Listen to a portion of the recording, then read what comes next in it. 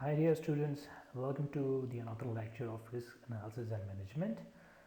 Um, if you have any questions at the end of this lecture, then please let me know via Google Classroom or WhatsApp group, and I will try my level best to answer the queries in question as soon as possible. I hope you remember the last lecture where we discussed the four scenarios when a bicycle crossing a pedestrian and then a truck crossing a pedestrian. So the first scenario till first scenario we came across different points. So let's recall the four scenarios. So start from number one, when a single bicycle crossing a person in every 1 minute. So if by chance there is an accident between the person and the bicycle, then what will happen? The likelihood of accident is very much low, and the consequence of accident, that how many injuries if a bicycle at low speed is hitting the person, then the consequence will be low, not much. So the overall risk was calculated by multiplying the likelihood to the consequence becomes low. So the scenario number one result was the risk, overall risk was low. It's all because of likelihood was low and the consequence was low.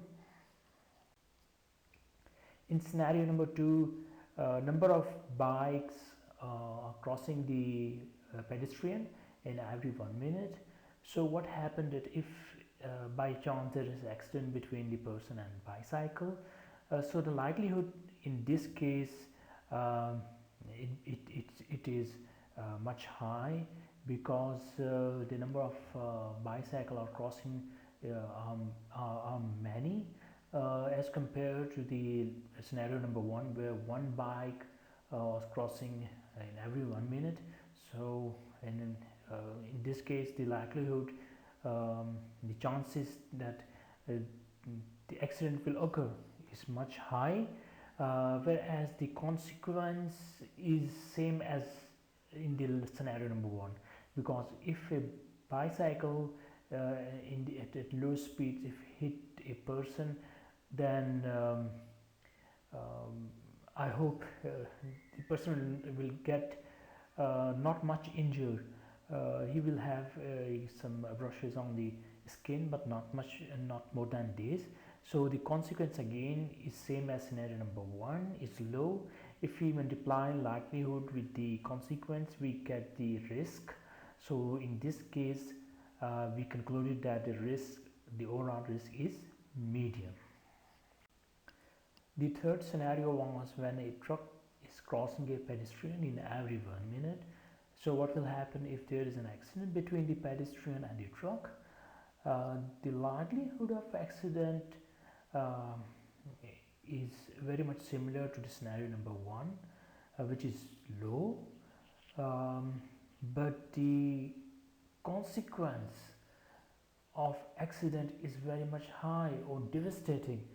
Uh, Imagine if truck hits a person, even if a truck is moving at low speed, even though the consequence is devastating.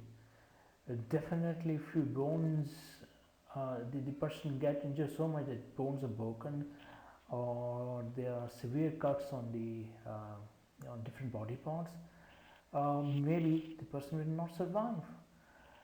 So if you multiply this low with the high, the likelihood with the consequence, the overall risk can be calculated as a median. So consequence multiplied by likelihood, the result is median, and this median result, the overall risk is very much similar to the scenario number two. Let's see what happened in scenario number scenario number four. In scenario number four, if there are many trucks on the busy road, and pedestrian is trying to cross the road, and by chance, if there is an accident between the pedestrian and the truck, in this case, because there are many trucks which are crossing the pedestrian in every 1 minute, so the chances that they both have an impact, they got an accident, so likelihood is very much high, as I already said in the scenario number 3. If a truck hits a person, then the consequence will be devastating, very much high. So in this case, likelihood of accident is very much high, and the consequence is definitely very much high. If you multiply likelihood with the consequence of an accident, then we will get the overall risk, which is high. It's a time to play with the memory that we recall in the previous lecture. What happened that we have a 4 um, um, case studies or scenarios, and each scenario has a 1 likelihood and 1 consequence. So it means that in 4 scenarios we have a 4 likelihoods uh, and 4 scenarios. If we formulate them into a 4 into 4 matrix such as represented here, um, then we can um, play with these results in a very interactive way.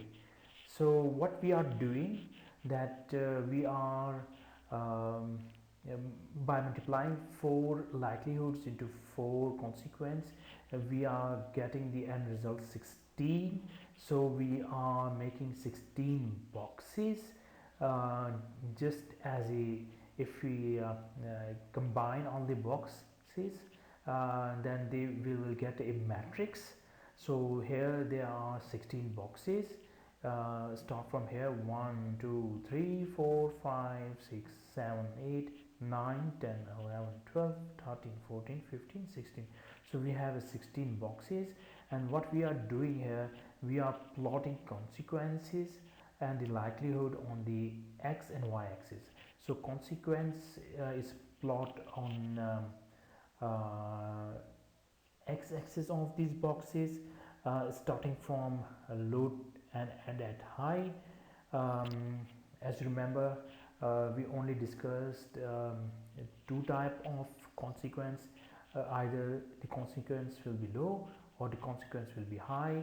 So the consequence, if it is low, then it is taken at the left hand side. If consequence is high, then it is taken at the right hand side. Similarly, the likelihood is plotted on the y-axis. The low likelihood is taken at the bottom, and the high likelihood is taken at the top position. And what we are doing, we are then coloring the boxes in 3 different colors as general perception about the colors. Green is representing the situation when everything is going well. Yellow is the scenario or the condition when something is fishy, and the red is color for any type of alarming situation. So we are taking the help of colors, and we are coloring different boxes in such a way that if the likelihood and the consequence is low and low, the box color will be green, and if the consequence and the likelihood is high, the color of box will be red. And interestingly, what we will be doing, we will color 2 subsequent boxes in the near to the red as a red, and near to the green as a green. Similarly, we will also color green to all the boxes which are near to the green box, such as this one, and we color red near to the red box, the high one. The remaining boxes are colored which are in the middle one, they are colored as a yellow.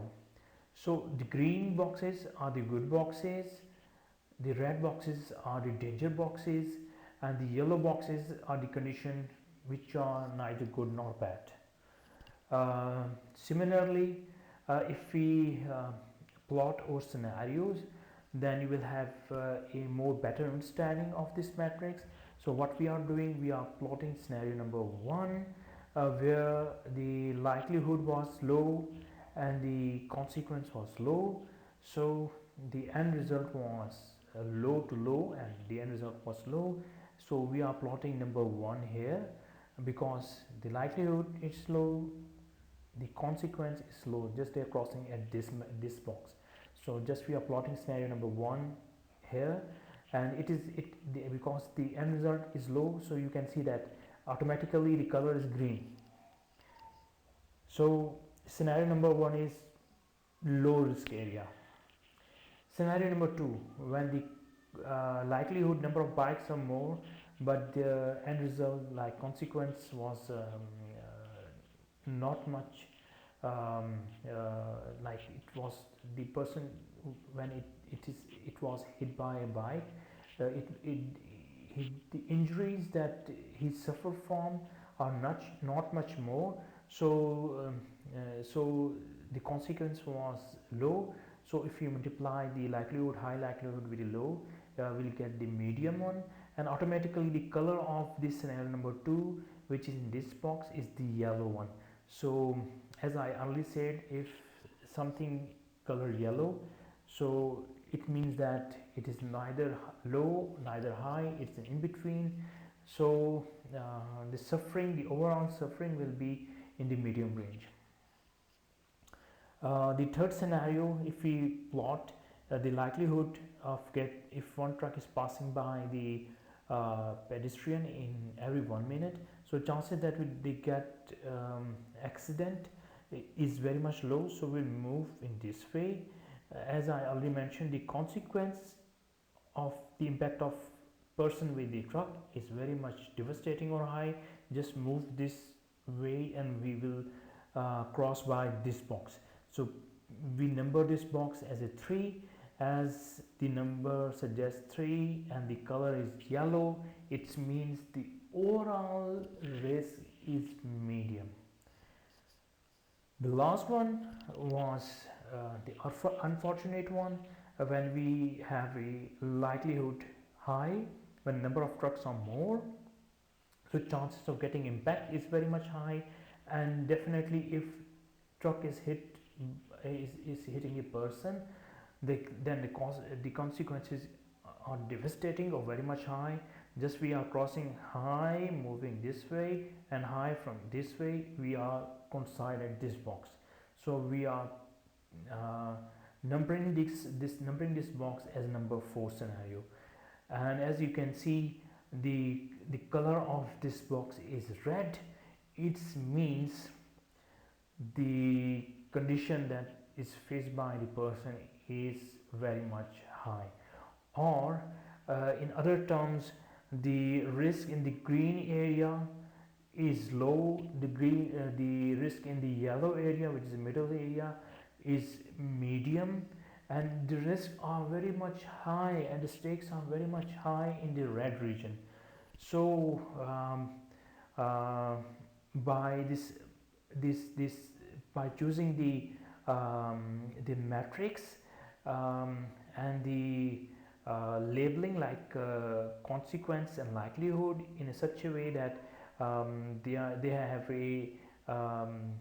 have a unique formation, just like likelihood has low to high, consequence has low to high, and we color the boxes in a way which are we are facing in everyday life, like green is okay or low risk, yellow is in between, means fine and bad, so this is the medium one, whereas the red is always like the color represent it's alarming. So the red, if anything lies in the red region, the risk will be very much high. So what is happening, why we have made this matrix? Because um, this gives us a simple way to visualize the risk associated with like any scenario, and these matrix, the risk matrix, which we have formulated in the previous slide, and you can also see in this slide, is a very easy way to visually see how risks are playing with us. So if any of the risk is in the green region, first you have to make a matrix, and this matrix comes with the if you know how many likelihoods are and how many consequences are, because the risk is actually a product of consequence and risk, consequence and likelihood. So if you multiply likelihood with the consequence, you will get the risk. So in every risk there is a one likelihood and one consequence in principle. So if the number of risks are 4, just in our case, the overall risks are 4, it means there are 4 consequences and 4 likelihoods. So we will get a 16 box matrix, because 4 multiplied by 4 are 16. Similarly, if there are like 5 risks you are considering, or 5 scenarios, then each scenario will have one likelihood, one consequence, means 5 scenarios have 5 consequence, 5 likelihood. Multiply both of them, you will get a 5 into 5 is equal to um, 25 box matrix. So it's all depend upon the type of risk you are dealing with, the scenarios, and definitely the consequences likelihood. So in our case, which we recall in the previous lecture, we got 4 scenarios, 4 consequences, 4 likelihood. All of them are plotted on the risk matrix, and we get the number like 1 in the green zone, 2 in the yellow zone, 3 in the yellow zone, whereas 4 in the red zone. So by just putting the values in the right box, we can just see that how risks are playing with us in just a glimpse of an eye. So very easily, number 1 is fine, we can play with it. 3 and 2, oh, we have to do something with them. And risk number 4, we have to do something with this guy, we have to lower it. Definitely 2 and 3 also, we have to put something with them, we have to take the measures to lower them. But 4, it's unforgettable, we have to definitely lower this risk. And as discussed in the last lecture, that how we can lower the risk, or how we can lower the chances of accident, um, just by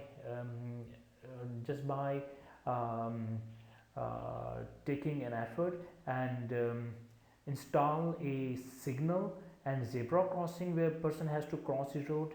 So by doing so, um, uh, we will decrease the chances of impact between a person and any of the vehicle which is passing on the road. So we have to take the measures. By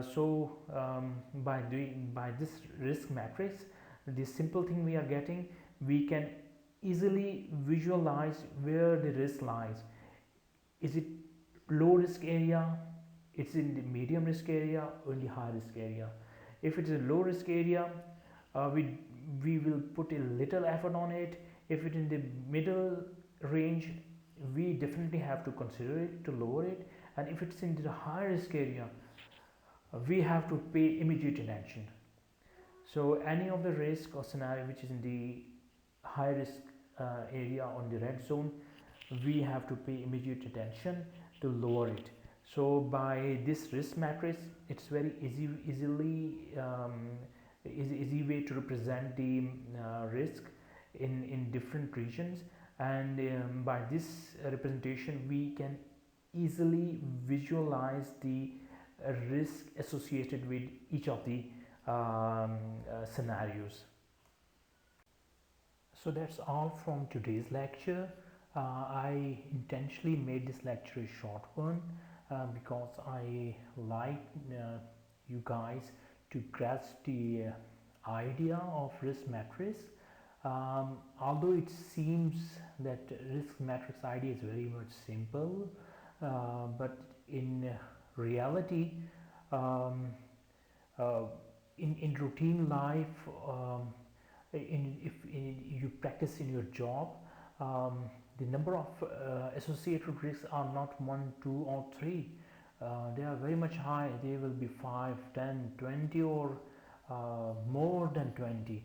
So for example, if the risks are 20, then associated consequences and likelihood, if you multiply both 20 into 20, they will get 400. If you plot them in a matrix, so you need 20 multiplied by 20, 400 box matrix. So you need 400 boxes in a matrix form, and you have to color them from green, yellow to red, and then if you plot your all of your risk in the risk matrix, then in a blink of an eye, in 1 second, you will see, oh, which risks are the low risk area. So in the green area we have to pay a little attention to them, which are in the medium risk area, so you have to put some effort on it to lower it, and the risks which are in the red area are in the danger zone. You have to put immediate attention to these red zone risks, and so as to lower them, because they will hit you more. So the low risk to medium to high, so this gives us a very powerful visualization of all of your risk. So it's a very simple, but a very good tool for risk assessment. So I hope you understand the concept of risk matrix, which is covered in this today's lecture, and today's lecture is associated with the previous lecture. Even though if you don't have an access to the previous lecture, please forget it, because I summarized the concept of the previous lecture in today's lecture. You will see scenario 1, 2, 3 to 4, and all of them are plotted in a single matrix, which is called a risk matrix. And by risk matrix you can easily visualize where your risk is, either in the low risk area, medium, or in the red risk area. So that's all from today's lecture. If you have, again I say, if you have any questions, then please ask on Google Classroom or WhatsApp. I hope you have my number as well. You can call me if you want, and if I'm available. So I wish you a good luck with the lecture, and I wish you have a good life during the present scenario. So if you are in your home, then this means you are in low risk zone. If you're out, then it means the red zone or the high risk zone. So you have to decide whether you have to keep yourself in the green zone or in the red zone. So the choice is yours, and if you have any question, again please ask me, and I will try to answer them ASAP. Bye bye.